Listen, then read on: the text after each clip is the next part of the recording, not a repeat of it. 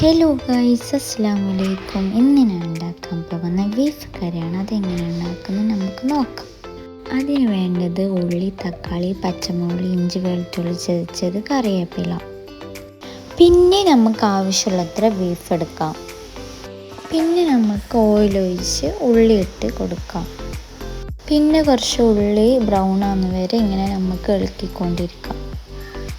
പിന്നെ നമ്മൾ ഇഞ്ചി വെളുത്തുള്ളി ചതച്ചത് അതിലേക്ക് ഇട്ട് കൊടുക്കാം. പിന്നെ തക്കാളി ഇട്ട് കൊടുക്കാം. എന്നിട്ട് പച്ചമുളക്, കറിവേപ്പില ഇട്ട് നന്നായി ഇളക്കാം. പിന്നെ അതിലേക്ക് മഞ്ഞൾപ്പൊടി ഇടാം.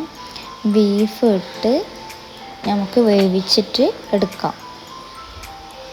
പിന്നെ അതിലേക്ക് വേണ്ടത് അരച്ച മുളക് അതിലേക്ക് ഒഴിച്ച് നന്നായി ഇളക്കി കൊടുക്കാം.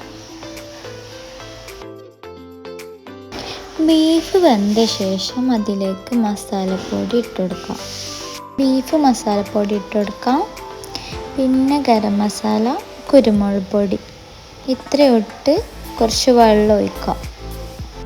എന്നിട്ട് നന്നായി ഇളക്കിയിട്ട് കുറച്ച് സമയം നമുക്ക് തിളക്കാൻ വെക്കാം. വീഡിയോ ഇഷ്ടപ്പെട്ടാൽ ലൈക്കും സബ്സ്ക്രൈബും ചെയ്യണേ.